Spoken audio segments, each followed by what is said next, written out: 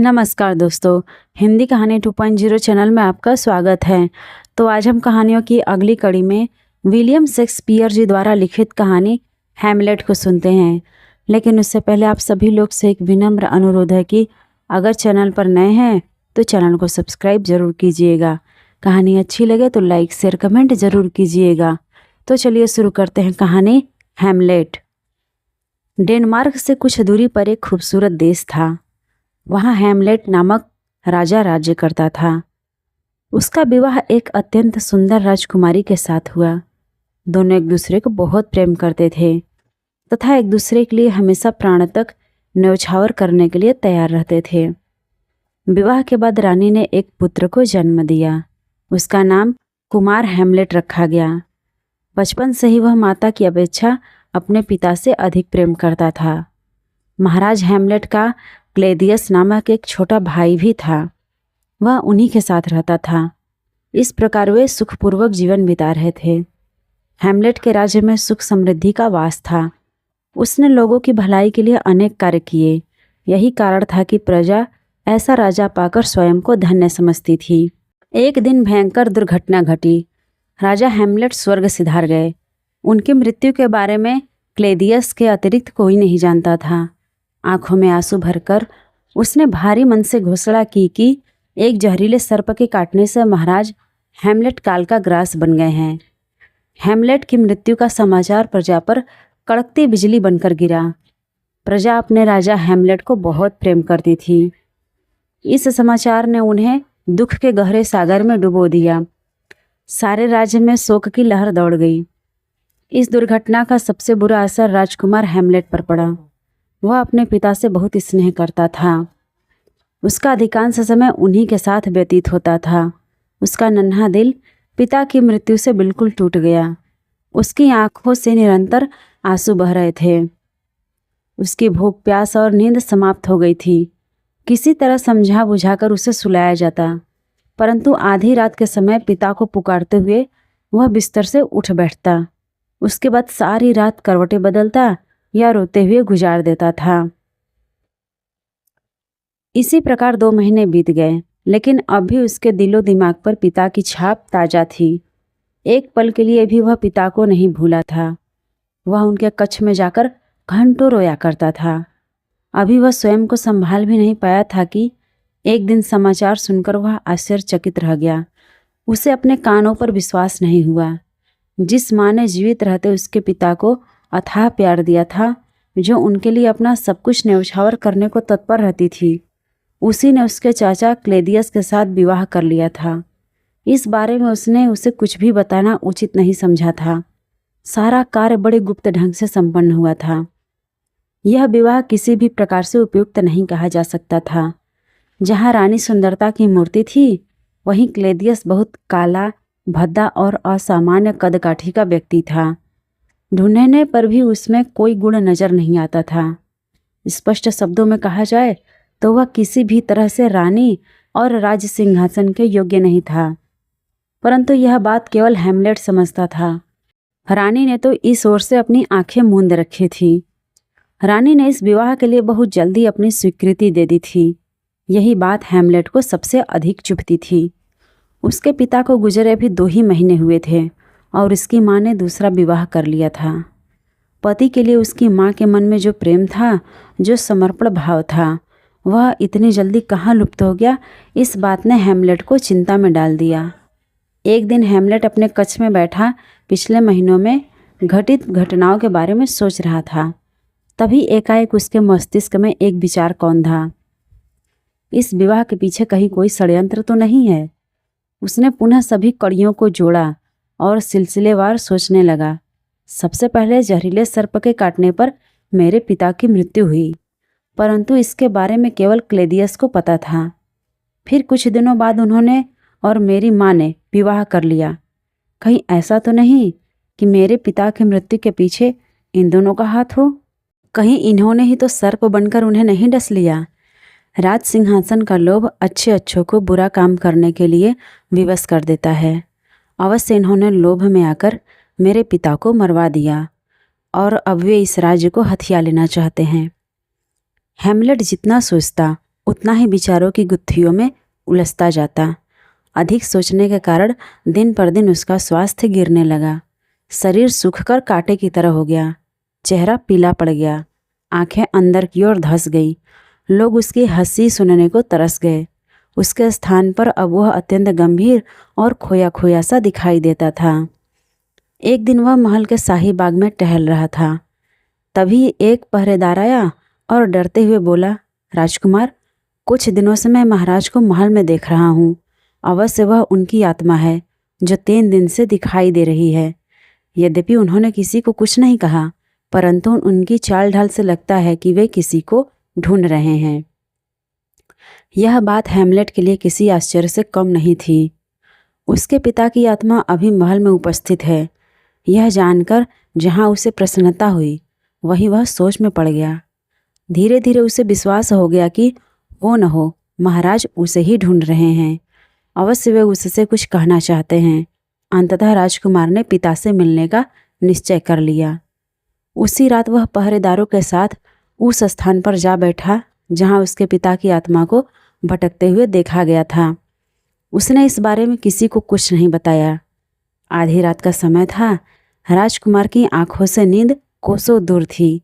तभी एक पहरेदार पास आकर धीरे से बोला, वह देखिए राजकुमार, चबूतरे पर महाराज की आत्मा। राजकुमार ने जल्दी से चबूतरे की ओर देखा। राजसी पोशाक पहने एक छाया धीरे धीरे चलती हुई उसी की ओर आ रही थी। चाल ढाल और वस्त्रों से राजकुमार पहचान गया कि यह उसके पिता ही हैं। उन्होंने वही पोशाक पहन रखी थी जो मृत्यु के समय उनके शरीर पर थी। चांद की रोशनी में वे उसे स्पष्ट नजर आ रहे थे। वह पिताजी कहकर तेजी से उनकी ओर लपका। पहरेदारों ने उसे रोकने की बहुत कोशिश की, लेकिन वह स्वयं को छुड़ाकर उस ओर बढ़ गया। जब दोनों के बीच कुछ कदमों की दूरी रह गई, तब उस छाया ने उसे एक एकांत कोने की ओर चलने का संकेत किया। एक पल के लिए हैमलेट का चेहरा पसीने से भीग उठा। वह सोचने लगा, कहीं वह कोई और प्रेत आत्मा तो नहीं जो उसके पिता के वेश में वहाँ घूम रही है। कहीं वह उसका अहित न कर दे। वह जहाँ का तहाँ रुक गया। तभी उसकी अंतरात्मा बोली, राजकुमार, व्यर्थ का संदेह मत करो। इनसे भयभीत होने की कोई आवश्यकता नहीं है। ये तुम्हारे पिता हैं।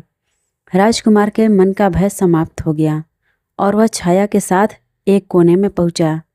छाया ने नजरें उठाकर इधर उधर देखा। दूर दूर तक कोई नहीं था जो उनकी बातें सुन सके।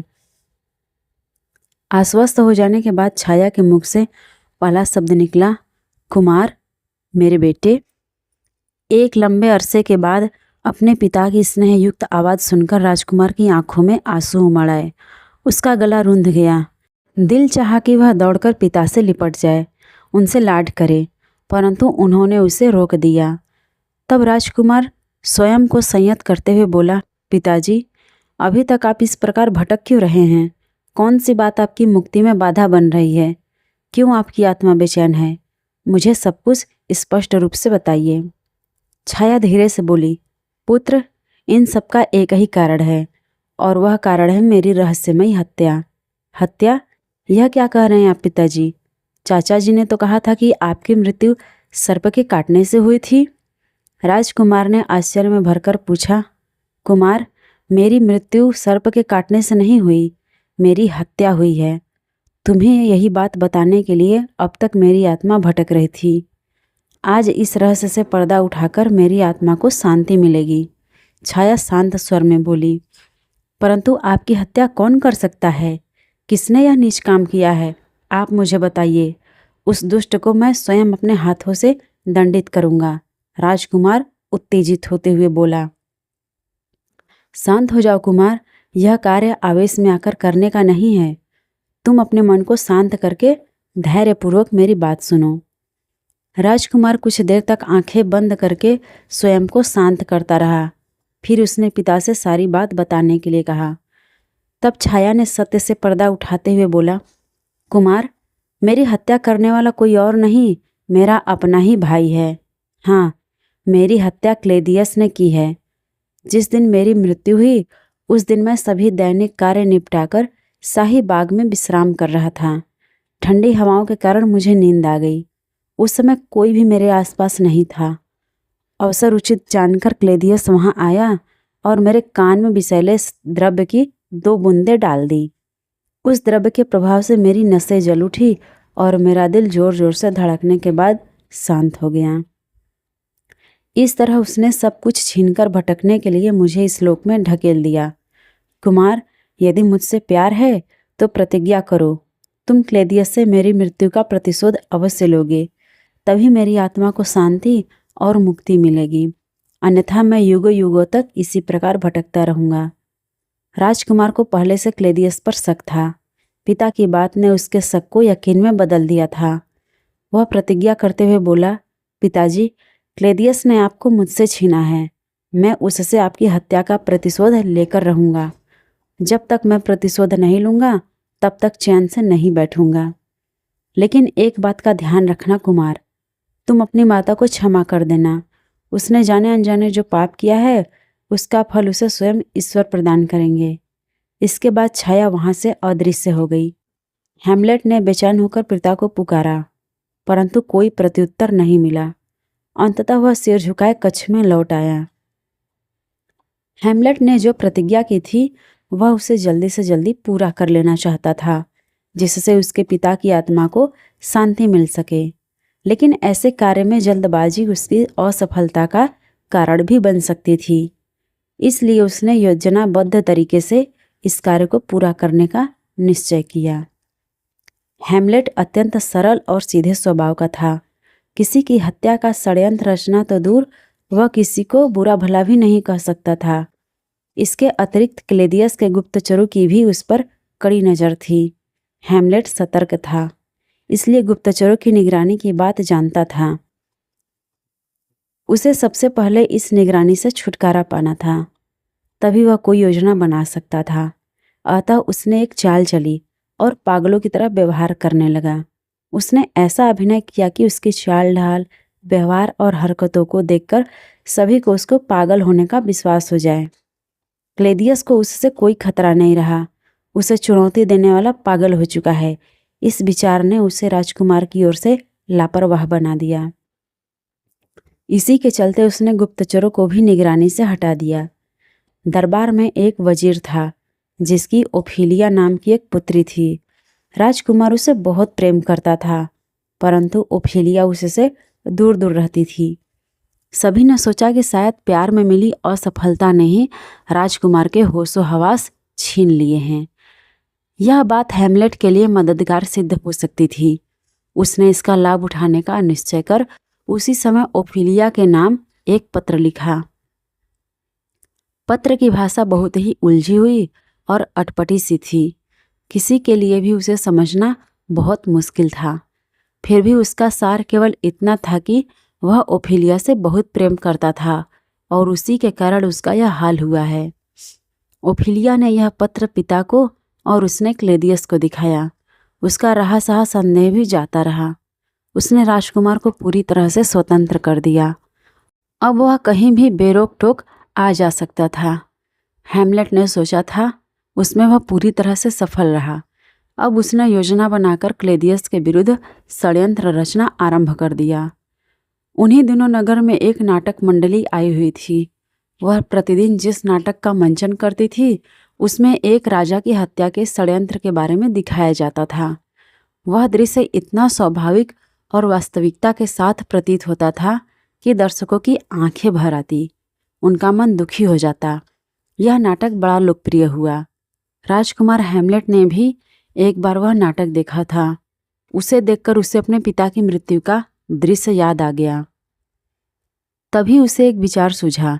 उसने सोचा, नाटक मंडली के साथ मिलकर राजा की मृत्यु के दृश्य में फेरबदल कर दिया जाए और उसे देखने के लिए क्लेदियस को आमंत्रित किया जाए। यदि अपने पाप को लेकर उसके मन में जरा भी पश्चाताप हुआ तो उसके हाव भाव ही उसके गुनाह को प्रकट कर देंगे। यह सोचकर उसने नाटक मंडली के सदस्यों को महल में आमंत्रित किया और उनके समक्ष एक प्रस्ताव रखते हुए बोला, मैंने एक नाटक लिखा है। मेरी इच्छा है कि आपकी मंडली के अनुभवी कलाकार उसमें मंचन करें। इसके लिए आपको उचित पारिश्रमिक भी दिया जाएगा। राजकुमार, आपके लिखे नाटक में काम करके हम स्वयं को धन्य समझेंगे, लेकिन क्या हम नाटक की कथा को संक्षेप में सुन सकते हैं? इससे हमें नाटक को समझने में आसानी रहेगी। नाटक मंडली के प्रमुख ने प्रसन्न होकर कहा। राजकुमार नाटक की कथा सुनाते हुए बोला, यह नाटक गुंजाक नामक राजा की कहानी है। गुंजाक वियना नगरी का राजा था। वह अपनी रानी बेपतिस्ता को बहुत प्रेम करता था। रानी भी उसे दिलो जान से चाहती थी। राजा का लोसियन नामक एक चचेरा भाई था। एक दिन गुंजान शाही बाग में सो रहा था। उस समय लोसियन ने उसके कान में विषैले द्रव्य की कुछ बूंदें डाल दी। इसके फलस्वरूप राजा की जान चली गई। फिर लोसियन ने बेपतिस्ता से विवाह कर लिया और उस नगरी का राजा बन बैठा। हैमलेट की यह कहानी क्लेदियस के पाप कर्म पर आधारित थी। बस बदले थे तो केवल पात्रों के नाम। नाटक मंडली को कहानी अच्छी लगी और उन्होंने उसमें काम करना स्वीकार कर लिया। निश्चित समय पर नाटक का मंचन हुआ। उसे देखने के लिए क्लेदियस और रानी को विशेष रूप से आमंत्रित किया गया। नाटक के आरंभ में रानी बेपतिस्ता पति के सामने अपने प्यार की कस्में खा रही थी। यह दृश्य देखकर रानी के चेहरे का रंग उड़ गया। वह पसीने से तरबतर हो गई। अगले दृश्य में राजा को एक बाग में विश्राम करते दिखाया गया। दूसरी ओर से लोसियन विषैले द्रव्य की शीशी लेकर बाग में दाखिल हुआ। उसने सोते हुए राजा के कान में विष की कुछ बूंदें डाल दी। अब चौंकने की बारी क्लेदियस की थी। उसका दिल जोर जोर से धड़कने लगा। जिस पाप को वह छिपा हुआ रहस्य समझ रहा था, सामने मंच पर उसका खुले तौर पर मंचन हो रहा था। उसकी सांसें थमने लगी। दिल सीना फाड़कर बाहर आने के लिए बेताब हो उठा। वहाँ और अधिक देर तक बैठना उसके लिए असंभव हो गया। अतः तबीयत खराब होने का बहाना बनाकर वह रानी सहित वहाँ से चला गया। इस नाटक के मंचन के पीछे हैमलेट का जो उद्देश्य था वह पूरा हो चुका था। वह एक कोने में बैठा सब देख रहा था। उसके पास ही उसका एक विश्वसनीय मित्र बैठा था। दोनों ने क्लेदियस और रानी के चेहरों के रंग को उड़ते हुए देखा था। बार बार घबराकर दूसरे को देखना और माथे से पसीना पोंछना भी उनसे छिपा नहीं था। जब वे दोनों नाटक छोड़कर जा रहे थे, तब हैमलेट ने मित्र से कहा, मित्र, क्लेदियस की बेचैनी उसके अंदर के चोर को उजागर कर रही है। इसमें कोई शक नहीं रहा कि उसने ही मेरे पिता की हत्या की है। मैं तुम्हारी बात से पूरी तरह सहमत हूँ। यही तुम्हारे पिता का हत्यारा है, वह मित्र आवेश में भरकर बोला। शांत हो जाओ मित्र, दीवारों के भी कान होते हैं। यह स्थान इस प्रकार की बातों को करने का नहीं है। हम इस विषय में बाद में बात करेंगे। हैमलेट ने तेजी से मित्र को चुप करवा दिया। नाटक समाप्त हुआ और सभी उसकी प्रशंसा करते हुए वहाँ से चले गए। उसी रात रानी ने एक आवश्यक काम का बहाना करके हैमलेट को अपने कमरे में बुलाया। हैमलेट को पता था कि नाटक देखने के बाद क्लेदियस और भी सतर्क हो जाएगा तथा अपनी चालें चलना शुरू कर देगा। इसलिए जब उसकी माँ ने उसे अपने कक्ष में बुलाया तो वह समझ गया कि निर्णायक समय पास आ पहुँचा है। उसे अपनी माँ से घृणा होने लगी, क्योंकि वह भी हत्यारे का साथ दे रही थी। लेकिन उसे अपने पिता के शब्द याद थे, इसलिए उसने निश्चय किया कि चाहे कुछ भी हो जाए, वह अपनी माँ का कोई अहित नहीं करेगा। किसी प्रकार स्वयं को नियंत्रित करके हैमलेट रानी के कक्ष में प्रविष्ट हुआ। उस समय रानी खिड़की के पास खड़ी बाहर की ओर देख रही थी। कदमों की आहट पाकर वह मुड़ी और उसे संबोधित करते हुए बोली, आओ कुमार, बैठो। आपको जो कहना हो ऐसे ही कह दे, हैमलेट ने रूखे स्वर में कहा। तो सुनो कुमार, तुम जो कुछ कर रहे हो वह ठीक नहीं है। अपने पिता के विरुद्ध ऐसा कार्य करते तुम्हें लज्जा नहीं आती? क्यों कर रहे हो ऐसा? इस बार रानी का स्वर थोड़ा कठोर हो गया था। हैमलेट समझ गया कि रानी का संकेत क्लेदियस की ओर है। उसका मुंह कड़वाहट से भर उठा और वह तीखे स्वर में बोला, आप किस पिता की बात कर रही हैं? वह जो वास्तव में मेरे पिता थे, या फिर उसकी जो मेरा पिता बनने की कोशिश कर रहा है? रानी उसके पास आकर बोली, मैं महाराज क्लेदियस की बात कर रही हूँ। अब वे ही तुम्हारे पिता हैं। क्लेदियस के लिए पिता शब्द सुनकर राजकुमार का चेहरा गुस्से से तमतमा उठा। वह मुंह से आग उगलते हुए बोला, क्लेदियस मेरा पिता कभी नहीं हो सकता। वह मेरे स्वर्गीय पिता का हत्यारा है। उस आस्तीन के सांप को पिता कहने से पहले मेरी जिह्वा जल जाएगी। मेरी तलवार उसका रक्त पीने के लिए तरस रही है। जब तक उस पापी को मैं मौत के घाट नहीं उतारूंगा तब तक मुझे चैन नहीं मिलेगा। राजकुमार का ऐसा रौद्र रूप देखकर रानी भय से थरथर कांपने लगी। उसे लगा मानो स्वयं महाराज उसके सामने आकर खड़े हो गए हों।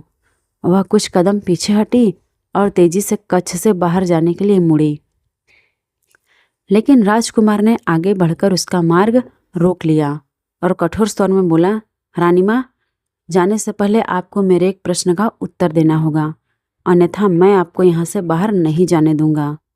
मैं तेरी माँ हूँ, मुझसे ऐसे बात करते हुए तुम्हें शर्म नहीं आती? मैं यहाँ से जा रही हूँ, देखती हूँ तू क्या करता है। यह कहकर जैसे ही रानी ने आगे कदम बढ़ाया वैसे ही राजकुमार ने उसका हाथ पकड़ लिया। रानी ने हाथ छुड़ाने की बहुत कोशिश की लेकिन असफल रही। राजकुमार का गुस्से से भरा चेहरा देखकर वह पहले ही भयभीत थी। हाथ पकड़ने की घटना से उसका रहा सहा साहस भी जवाब दे गया। वह सहायता के लिए चिल्लाने लगी। तभी बरामदे में लगे पर्दे के पीछे से भी बचाव बचाव की आवाज़ें आने लगी। यह आवाज़ किसी पुरुष की थी। क्लेदियस पर्दे के पीछे खड़ा होकर उनकी सारी बातें सुन रहा था, लेकिन रानी को खतरे में पड़ा देखकर वह सहायता के लिए सैनिकों को पुकार रहा है। यह सोचकर हेमलेट ने तलवार निकाल ली और रानी को छोड़कर पर्दे के पास पहुंच गया। फिर उसने बिना पर्दा हटाए तलवार से उस पर वार कर दिया। कच्छ में एक चीख गूंजी और फिर धड़ाम से किसी के गिरने की आवाज़ के साथ सब कुछ शांत हो गया। पर्दे के पीछे छिपा आदमी मारा जा चुका है। यह सोचकर राजकुमार निश्चिंत हो गया। वह उस व्यक्ति को देखना चाहता था। उसने आगे बढ़कर पर्दा एक ओर सरकार दिया। जमीन पर ओफिलिया के पिता की लाश पड़ी थी। वह क्लेदियस का विश्वास पात्र था और उसी के कहने पर वहां छिपकर उनकी बातें सुन रहा था। राजकुमार के मुंह से अफसोस भरी आह निकली। अनजाने में मैंने इनकी हत्या कर दी। इसके लिए ओफिलिया मुझे कभी माफ़ नहीं करेगी।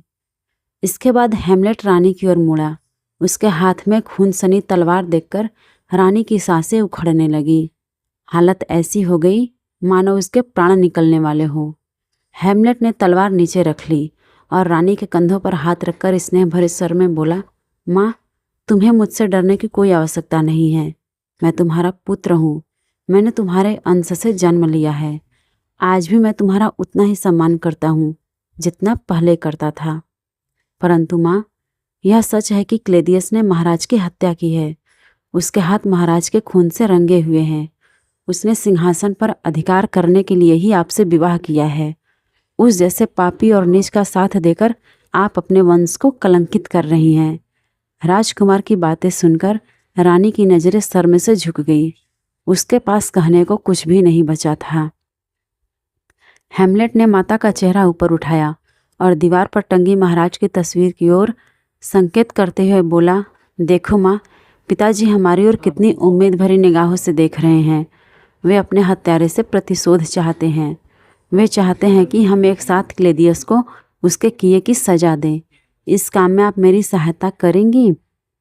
हेमलेट के मुंह से यह स्नेहपूर्ण शब्द सुनकर रानी की आंखों में आंसू भर आए। उसके मन में ममता का सागर हिलोरे लेने लगा। उसने पुत्र को गले से लगा लिया। हेमलेट उसे सांत्वना देते हुए बोला, तुम चिंता मत करो माँ, मैं क्लेदियस को उसके किए की सजा अवश्य दूंगा। मुझे सिर्फ आपके आशीर्वाद की जरूरत है, जिससे मैं।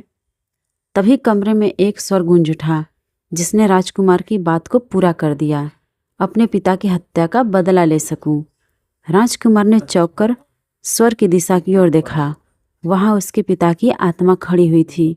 वह खुशी से चीख पड़ा, पिताजी, आप आ गए पिताजी। महाराज की आत्मा शांत स्वर में बोली, पुत्र, मैं यहाँ तुम्हें तुम्हारे कर्तव्य की याद दिलाने आया हूँ। तुम्हें अपनी प्रतिज्ञा याद है न कुमार? तुम्हें क्लेदियस से मेरी हत्या का बदला लेना है। पिताजी, मैं यह बात कभी नहीं भूल सकता। अपनी प्रतिज्ञा पूरी करने के लिए मैं अपने प्राणों की आहुति देने से भी पीछे नहीं हटूंगा। उसे अपने पाप का फल अवश्य भुगतना होगा। इस बात को राजकुमार ने उत्तेजित होकर बोला, पुत्र, याद रखना, जब तक क्लेदियस जीवित है तब तक मेरी आत्मा को शांति नहीं मिलेगी। मैं इसी तरह यहाँ वहाँ भटकता रहूँगा। उससे प्रतिशोध ही मेरी मुक्ति का एकमात्र उपाय है। यह कहकर राजा की आत्मा अदृश्य हो गई। रानी आश्चर्यचकित होकर कभी राजकुमार को देख रही थी, कभी उस स्थान की ओर जिस ओर राजकुमार मुंह करके बोल रहा था। न तो उससे वहां कोई दिखाई दिया, न ही उसने किसी की आवाज़ सुनी, परंतु उसे अपने चारों ओर सर्द सी एक लहर अवश्य मालूम हो रही थी। उसी के कारण वह थरथर कांप रही थी। हेमलेट जानता था कि रानी महाराज की आत्मा की उपस्थिति से पूरी तरह अनजान है, इसलिए उसने भी इस विषय में उसे कुछ नहीं बताया। वह केवल इतना ही बोला, माँ, आप क्लेदियस से सावधान रहना।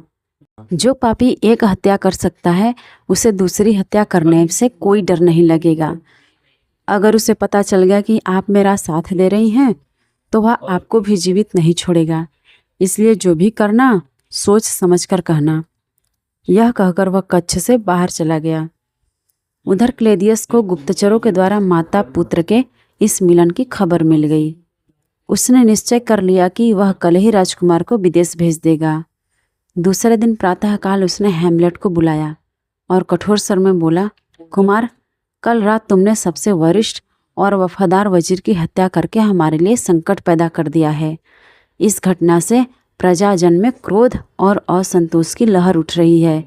इसलिए उचित यही है कि तुम कुछ दिनों के लिए यहाँ से कहीं दूर चले जाओ, और मैंने इसका सारा इंतजाम भी कर दिया है। जब यहाँ सब कुछ शांत हो जाएगा तब तुम वापस लौट आना। इसके बाद उसने 2 विश्वसनीय अधिकारियों के साथ राजकुमार को जबरदस्ती जहाज पर चढ़ाकर विदेश भेज दिया। अफसरों को विशेष हिदायत दी कि मार्ग में अवसर देखकर उसे मौत के घाट उतार दिया जाए। राजकुमार उसके इरादों को भलीभांति समझ रहा था, लेकिन वह विवश था। परंतु जाको राखे साइयाँ, मार सके न कोई। मार्ग में समुद्री डाकुओं ने जहाज पर आक्रमण कर दिया। दोनों पक्षों में भयंकर युद्ध हुआ, जिसमें दोनों अधिकारी मारे गए। परंतु डाकुओं का सरदार हेमलेट को पहले से पहचानता था, अतः उसने उसे ससम्मान वापस डेनमार्क भेज दिया। डेनमार्क पहुंचते ही राजकुमार को एक बुरी खबर मिली। पिता की मृत्यु से ओफिलिया को गहरा सदमा पहुंचा था। इस सदमे को सहन न कर सकने के कारण उसने आत्महत्या कर ली। उस समय उसका अंतिम संस्कार किया जा रहा था। इस खबर ने हेमलेट को बुरी तरह से हिलाकर रख दिया।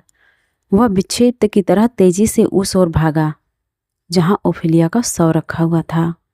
उसका भाई उसे दफनाने की तैयारी कर रहा था। उस समय क्लेदियस, रानी तथा अन्य दरबारीगण उसकी अंतिम क्रिया में उपस्थित थे। हेमलेट तेजी से भीड़ को चीरता हुआ आया और ओफिलिया के शव से लिपटकर जोर जोर से रोने लगा। उसका भाई एक पल के लिए भौचक्का रह गया। फिर उसे याद आया कि इसी ने उसके पिता की हत्या की है और इसी के कारण आज उसकी बहन उसे छोड़कर चली गई। उसने हेमलेट को पकड़ लिया और लात घूंसे से उसकी पिटाई करने लगा।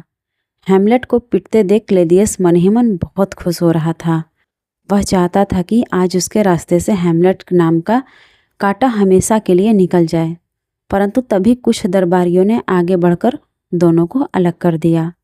ओफिलिया का भाई क्लेदियस को संबोधित करते हुए बोला, महाराज, इसी ने मेरे पिता की हत्या की है। इसी के कारण मेरी बहन ने आत्महत्या की है। इसने मेरा घर उजाड़ दिया है। मैं इसे अपने हाथों से दंड देना चाहता हूँ।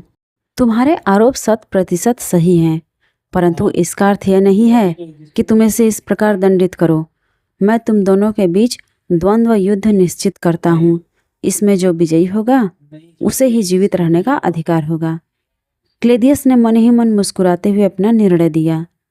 इस निर्णय के पीछे क्लेदियस का कुटिल दिमाग चल रहा था।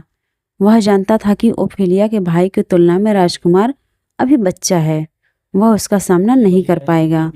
द्वंद्व युद्ध में नकली तलवारों का प्रयोग किया जाता था, लेकिन उसने ओफिलिया के भाई को असली तलवार थमा दी। उस तलवार में तेज जहर लगा हुआ था।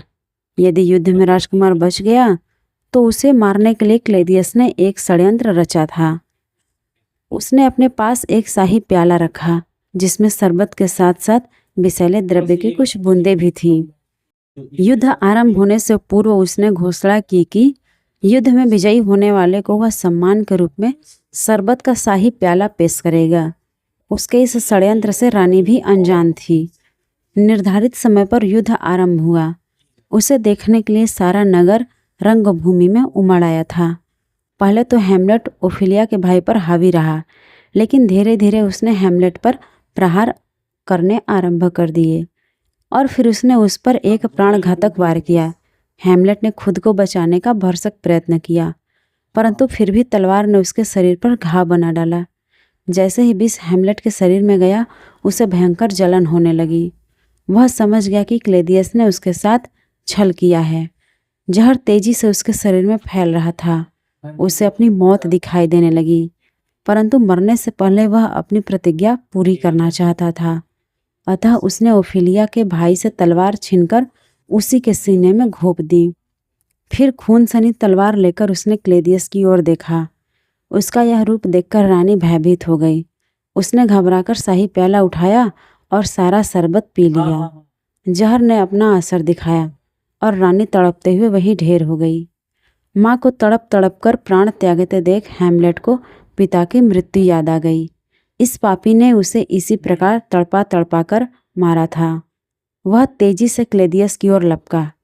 जहर के असर के कारण उसके पैर बुरी तरह से लड़खड़ा रहे थे, लेकिन गिरने से पहले वह किसी भी तरह क्लेदियस तक पहुंच जाना चाहता था। उसने सारी शक्ति एकत्रित की और सिंहासन के सामने जा पहुंचा। क्लेदियस ने भागने की कोशिश की, परंतु तब तक बहुत देर हो चुकी थी। हैमलेट ने उसके सीने में तलवार घोंप दी। क्लेदियस भयंकर चित्कार करते हुए जमीन पर गिर पड़ा और कुछ ही देर में उसने प्राण त्याग दिए। हैमलेट के चेहरे पर संतोष और प्रसन्नता के भाव उतर आए। आखिरकार उसने अपने पिता की मृत्यु का प्रतिशोध ले लिया था। अब वह शांतिपूर्वक मर सकता था। उसे विश्वास था कि क्लेदियस की मृत्यु के साथ ही उसके पिता की आत्मा मुक्त हो गई होगी। फिर उसने भी अपने प्राण त्याग दिए। तो आज की ये विलियम शेक्सपियर जी द्वारा लिखित कहानी हैमलेट आपको कैसी लगी, कमेंट करके ज़रूर बताइएगा। और अगर चैनल पर नए हैं तो चैनल को सब्सक्राइब ज़रूर कीजिएगा और अपने दोस्तों को भी शेयर कीजिएगा।